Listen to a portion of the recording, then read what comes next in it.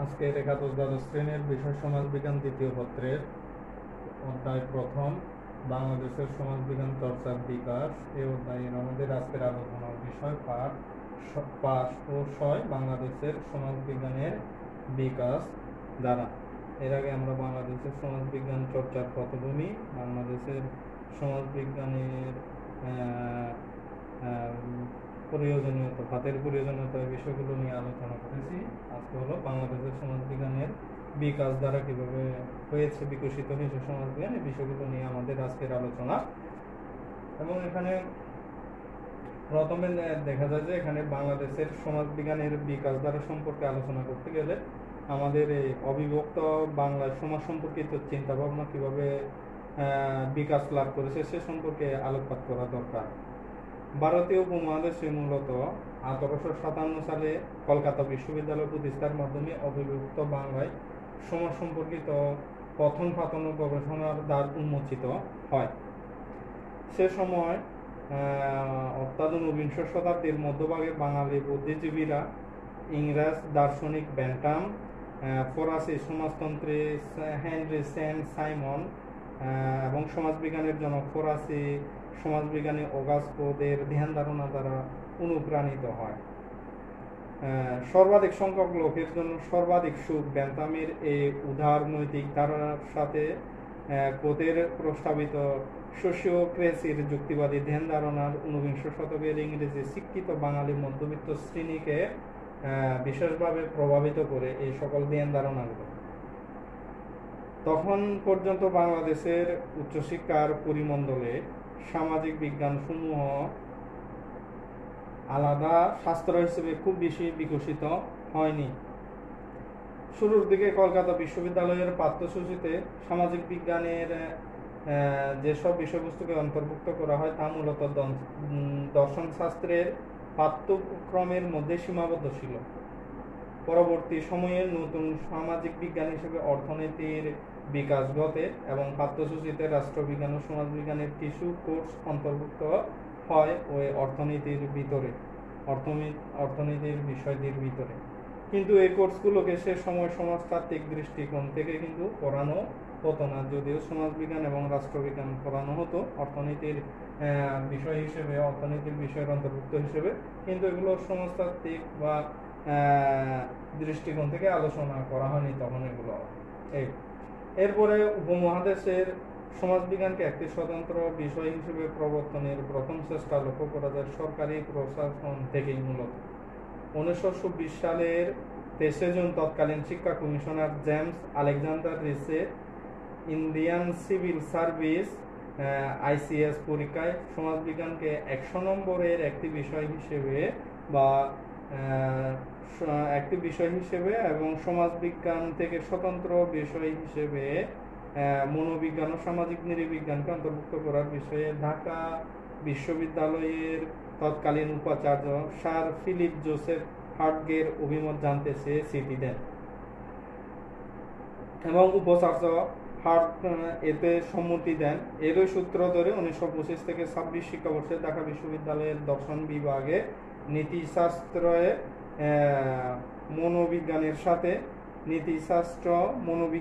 সাথে ethics and sociology শিরোনামে সমাজবিজ্ঞানের কিছু বিষয় পড়ানো শুরু হয় তখন থেকে। ঢাকা বিশ্ববিদ্যালয়ের সমাজবিজ্ঞান শিক্ষাদানের এটাই ছিল মূলত আনুষ্ঠানিক সূচনা।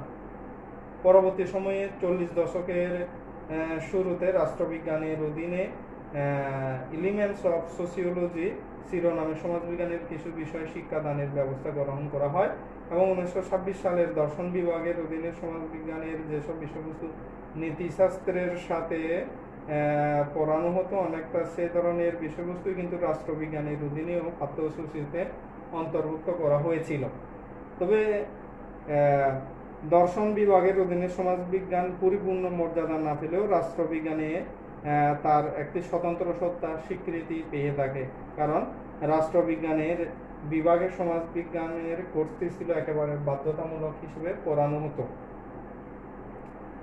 এই সময় রাষ্ট্রবিজ্ঞানের অনার্স পরীক্ষার্থীদের মৌখিক পরীক্ষা গ্রহণের জন্য আগত বিশিষ্ট সমাজবিজ্ঞানী ভারতের লখনৌ বিশ্ববিদ্যালয়ের অধ্যাপক রাধাকমল মুখার্জি ও কলকাতা বিশ্ববিদ্যালয়ের অধ্যাপক বিনয় কুমার সরকারের সাথে ঘনিষ্ঠ যোগসূত্র বাংলাদেশে সমাজবিজ্ঞানের পাঠের ক্ষেত্রে যথেষ্ট উৎসাহ জুগিয়েছে। কেবল তাই নয়, 1957 সালে ঢাকা বিশ্ববিদ্যালয়ের সমাজবিজ্ঞানকে একটি স্বতন্ত্র বিভাগ হিসেবে প্রতিষ্ঠার পটভূমি তৈরি করতেও কিন্তু 1921 থেকে 1956 সালে বিশ্ববিদ্যালয়ের বিভিন্ন বিভাগের শিক্ষক ও অন্যান্য বিদ্বান ব্যক্তির লেখা সমাজচিন্তামূলক নিবন্ধ, গ্রন্থ এবং বিভাগীয় সেমিনারগুলো পাঠ করা, মননশীল প্রবন্ধ, বক্তৃতা গুরুত্বপূর্ণ ভূমিকা রেখেছিল এই বাংলাদেশের সমাজবিজ্ঞান বিকাশের ক্ষেত্রে। এখানে উল্লেখ করার দরকার যে 1947 থেকে 48 শিক্ষাবর্ষের রাষ্ট্রবিজ্ঞান বিভাগের দায়িত্ব সমাজবিজ্ঞান কোর্সের শিক্ষক অজিত কুমার সেনের হাতে অর্পিত হয়। অধ্যাপক অজিত কুমার সেন 1951-52 সালে কলকাতা চলে যাওয়ার পর রাষ্ট্রবিজ্ঞান বিভাগের সমাজবিজ্ঞান কোর্সটি পড়ানোর দায়িত্ব পড়ে একে নাজমুল করিমের উপর, এবং ঢাকা বিশ্ববিদ্যালয়ের সমাজবিজ্ঞানকে আলাদা বিভাগ হিসেবে প্রতিষ্ঠার ক্ষেত্রে অধ্যাপক অজিত কুমার সেন ও নাজমুল করিম উভয়েই কিন্তু গুরুত্বপূর্ণ ভূমিকা পালন করেন। এ বিষয়ে তারা একটি আন্তর্জাতিক সুযোগও পেয়েছিলেন। 1950 সালে প্রখ্যাত ফরাসি সামাজিক নৃবিজ্ঞানী অধ্যাপক ক্লদ লেভি-ত্রস ইউনেস্কোর মাধ্যমে বাংলাদেশের সমাজবিজ্ঞান, নৃবিজ্ঞান ও সামাজিক মনোবিজ্ঞান পঠন পাঠনের সম্ভাব্যতা যাচাইয়ের উদ্দেশ্যে ঢাকায় আসেন। এ সময় তার সাথে অধ্যাপক অজিত কুমার সেন ও নাজমুল করিমের সাক্ষাৎ হয় এবং স্থানীয় এই দুই শিক্ষক অধ্যাপক লেভি-ত্রসের কাছ থেকে ঢাকা বিশ্ববিদ্যালয়ের সমাজবিজ্ঞান বিভাগ প্রতিষ্ঠার ক্ষেত্রে ইউনেস্কোর সাহায্য ও সহযোগিতার প্রতিশ্রুতি পান। লেভি-ত্রসের চেষ্টাতেই মূলত ঢাকা বিশ্ববিদ্যালয়ের সামাজিক বিজ্ঞান সমূহের অন্তর্ভুক্ত বিভিন্ন বিভাগে শিক্ষাদান ও গবেষণার উন্নয়ন কল্পে 3 জন ইউনেস্কো বিশেষজ্ঞ নিযুক্ত হন এবং বাংলাদেশের উপজাতি গোষ্ঠীগুলোর উপর নৃতাত্ত্বিক সমীক্ষা পরিচালনার দায়িত্ব তাদের দেওয়া হয়। ইউনেস্কোর এই 3 জন বিশেষজ্ঞের মধ্যে 2 জনকে রাষ্ট্রবিজ্ঞান বিভাগের পাঠ্যসূচিভুক্ত সমাজবিজ্ঞান কোর্সটির উন্নয়নের দায়িত্ব দেওয়া হয় এবং ঢাকা বিশ্ববিদ্যালয়ে সমাজবিজ্ঞানকে স্বতন্ত্র বিভাগ হিসেবে গড়ে তোলার লক্ষ্যে এ বিষয়ে উচ্চতর শিক্ষা নিতে একে নাজমুল করিম 1951-52 শিক্ষাবর্ষে আমেরিকার কলম্বিয়া বিশ্ববিদ্যালয়ে যান। 2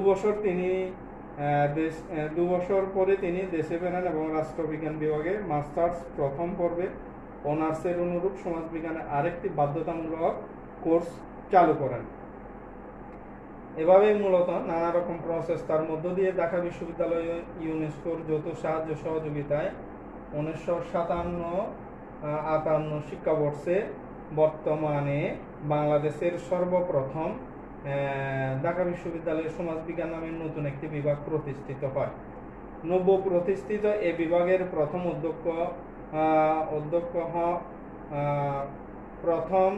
অধ্যক্ষ হিসেবে ইউনেস্কোর বিশেষজ্ঞ ও ফরাসি সামাজিক নৃবিজ্ঞানী ডক্টর ফিয়েরি বেসাইনিকে নিযুক্ত করা হয়। তিনি চলে যাওয়ার পর 1958 সালে একে নাজমুল করিম সমাজবিজ্ঞান বিভাগের দায়িত্ব গ্রহণ করেন।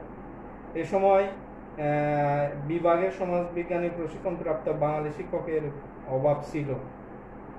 বিভিন্ন সময়ে আগত ইউনেস্কো বিশেষজ্ঞরা সে সময়ে শূন্যস্থান পূরণের সচেষ্ট ছিলেন।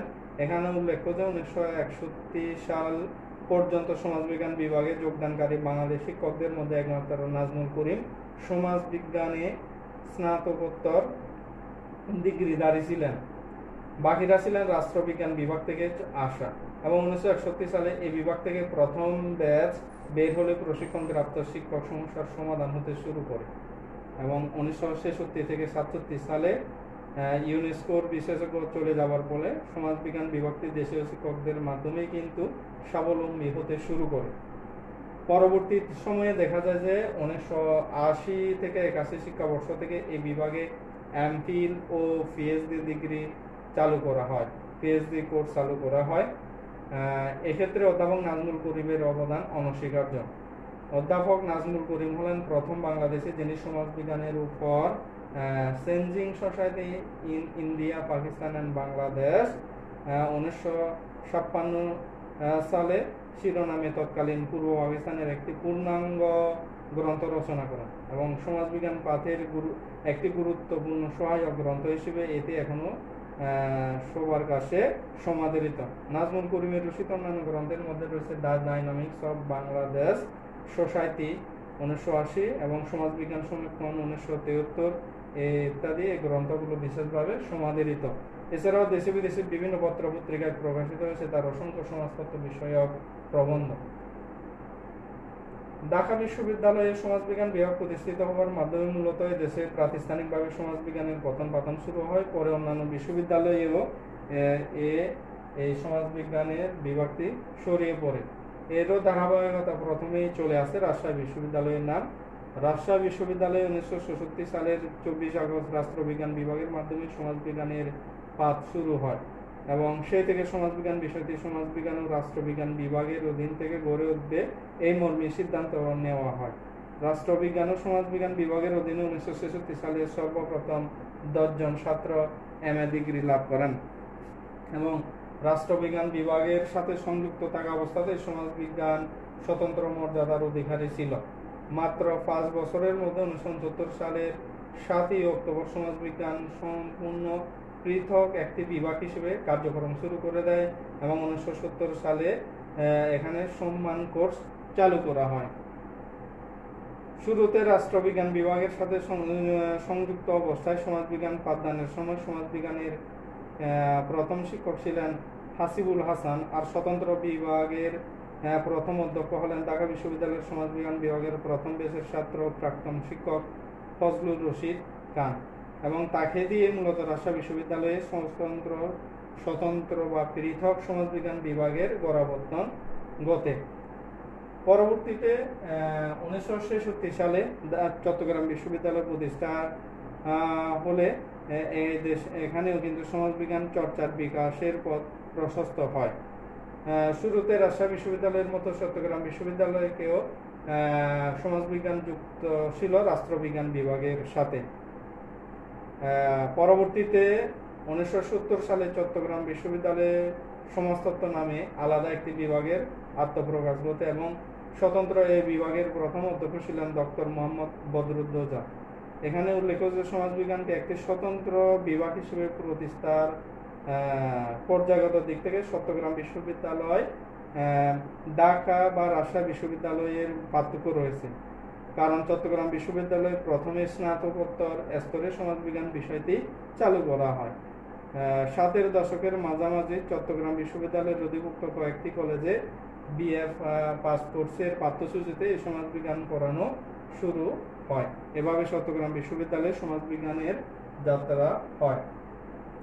পরবর্তীতে 1992 সালে সিলেটে অবস্থিত শাহজালাল বিজ্ঞান ও প্রযুক্তি বিশ্ববিদ্যালয়ে সমাজবিজ্ঞানের বিভাগ চালু করা হয় এবং 2002 সালে খুলনা বিশ্ববিদ্যালয়ের সমাজবিজ্ঞান ডিসিপ্লিনের কার্যক্রম শুরু হয় এবং এই খুলনা বিশ্ববিদ্যালয়ের ডিসিপ্লিনের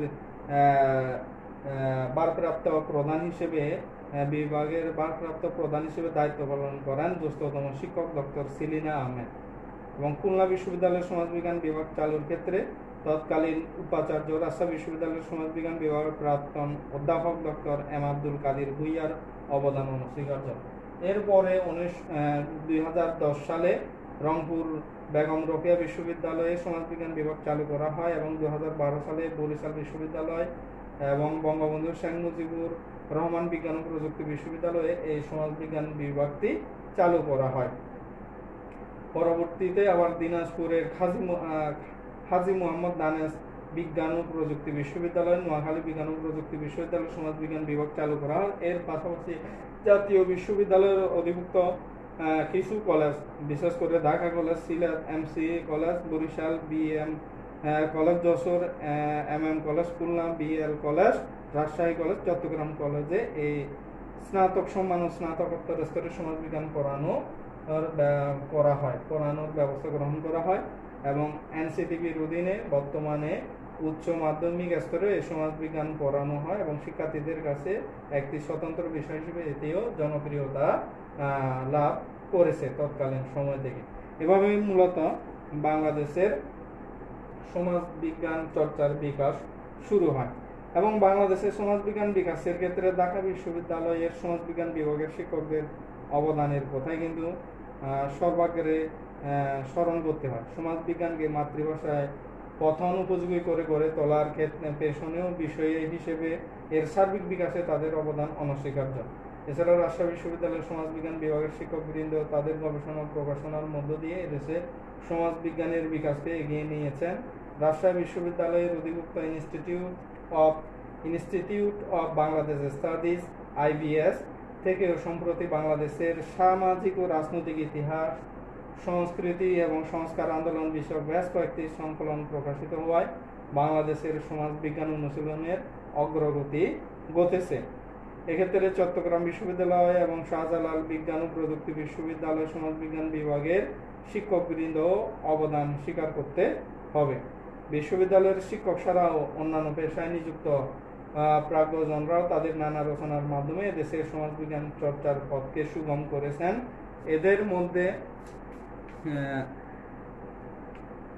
এদের মধ্যে সাদাদুল্লাহ খানের নাম বিশেষভাবে উল্লেখ করতে হয়। বাংলা ভাষায় সমাজবিজ্ঞান বিষয়ক গ্রন্থ রচনায় তার প্রচেষ্টা লক্ষণীয়। তার বেশ কয়েকটি অনুবাদ গ্রন্থ বাংলা একাডেমি থেকে প্রকাশিত হয়। এগুলোর মধ্যে সমাজবিজ্ঞান উন্নয়নের সমাজতত্ত্ব, নৃতাত্ত্বিক চিন্তাধারার সংক্ষিপ্ত পরিচয়, বাংলার কৃষক, সমাজ, নৃবিজ্ঞান উল্লেখযোগ্য। এছাড়া তার নৃবিজ্ঞান কোষ, প্রতিবাদী খ্রিস্ট ধর্ম, ধনতন্ত্রের প্রাণশক্তি, যেটা সম্প্রতি অনুদিত হয়েছে, এই নামেও মূল্যবান দুটি গ্রন্থ রয়েছে।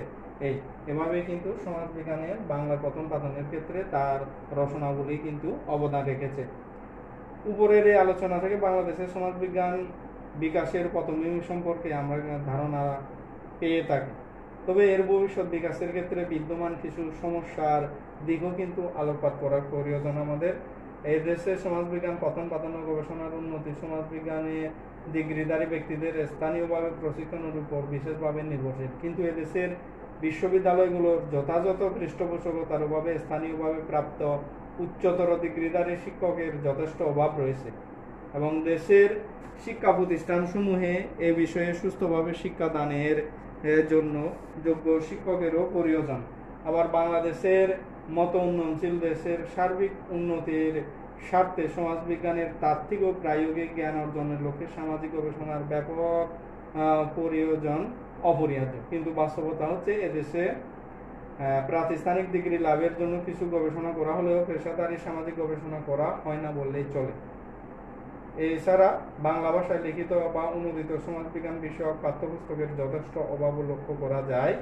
এদেশের শিক্ষা প্রতিষ্ঠানসমূহের পাঠাগারে ইংরেজি ভাষায় লিখিত গ্রন্থ বেশি দেখা যায়, যা অধিকাংশ শিক্ষার্থীর বোধগম্য না হয় শিক্ষার্থীদের জ্ঞান বৃদ্ধিতে তেমন সহায়ক ভূমিকা পালন করতে পারে না। এসব সমস্যার সুস্থ সমাধানের জন্য কিছু ব্যবস্থা গ্রহণ করা দরকার। এই ব্যবস্থাগুলোর মধ্যে প্রথমত আমাদের বাংলা ও ইংরেজি উভয় ভাষায় সুদক্ষ অভিজ্ঞ শিক্ষকদের দিয়ে সমাজবিজ্ঞান বিষয়ক মৌলিক গ্রন্থ রচনা বা অনুবাদের ব্যবস্থা করা। দ্বিতীয়ত, বাংলাদেশে সামাজিক গবেষণা পরিচালনা করার ক্ষেত্রে সবচেয়ে উপযোগী পদ্ধতি নির্ধারণ করা। তৃতীয়ত, দেশের সমাজবিজ্ঞানকে বাস্তবতার কাছাকাছি নিতে প্রত্যক্ষ অভিজ্ঞতামূলক গবেষণার বিষয়টি অতীব গুরুত্বপূর্ণ। বাংলাদেশে এখন পর্যন্ত সম্পাদিত বেশিরভাগ গবেষণা কিন্তু পাশ্চাত্যের প্রতিপাদ্যের ভিত্তিতে সম্পন্ন হয়েছে। ফলে অনেক ক্ষেত্রে এগুলো নিষ্ফল বা সামান্য ফলপ্রসূ হয়েছে। এজন্য সমাজবিজ্ঞানের ক্ষেত্রে ফলিত গবেষণা শুরুর পূর্বে দেশের বাস্তব অবস্থার পরিপ্রেক্ষিতে সঠিক প্রতিপাদ্যকে প্রতিষ্ঠা করা দরকার। এছাড়া যুগের দাবিও দেশের সামাজিক চাহিদার দিকে লক্ষ্য রেখে সমাজবিজ্ঞানের পাঠ্যসূচিও প্রণয়ন করার বিষয়টিও গুরুত্বপূর্ণ। কেবল স্বতন্ত্র সমাজবিজ্ঞান বিভাগসমূহেই নয়, কৃষি, প্রকৌশল কিংবা চিকিৎসা শাস্ত্রে অধ্যয়নরত শিক্ষার্থীদের সামাজিক সচেতনতা বৃদ্ধি ও দেশের সার্বিক উন্নয়নের ক্ষেত্রে তাদের কাজের আর্থসামাজিক প্রভাব যথাযথভাবে উপলব্ধির জন্য কিন্তু এই প্রচলিত পাঠ্যসূচিকে আরও অর্থবহ করে তোলার উদ্যোগ নেওয়া দরকার। সেই সাথে আমাদের প্রশিক্ষণ দেওয়ার প্রতিষ্ঠানীয় শিক্ষা গ্রহণরত দেশের ভবিষ্যৎ প্রশাসকদের সমাজ জীবন ও কর্মজীবনে প্রগতিশীল ভূমিকা পালনের উপযুক্ত মনোভাব সৃষ্টির জন্য কিন্তু বস্তুনিষ্ঠ সমাজ বিজ্ঞানের বিকাশের পথ প্রশস্ত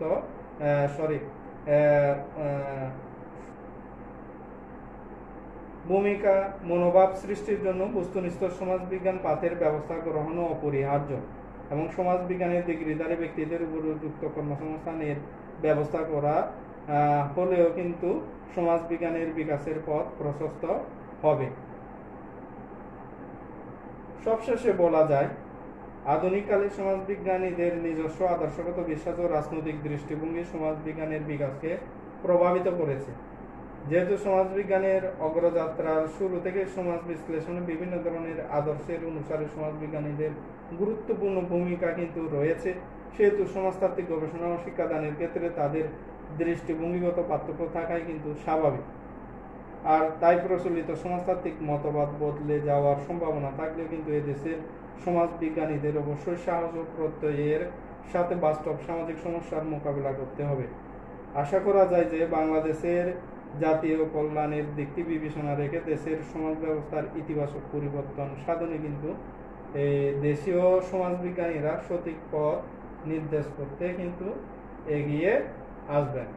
এই হলো বাংলাদেশের সমাজবিজ্ঞানের বিকাশ দ্বারা।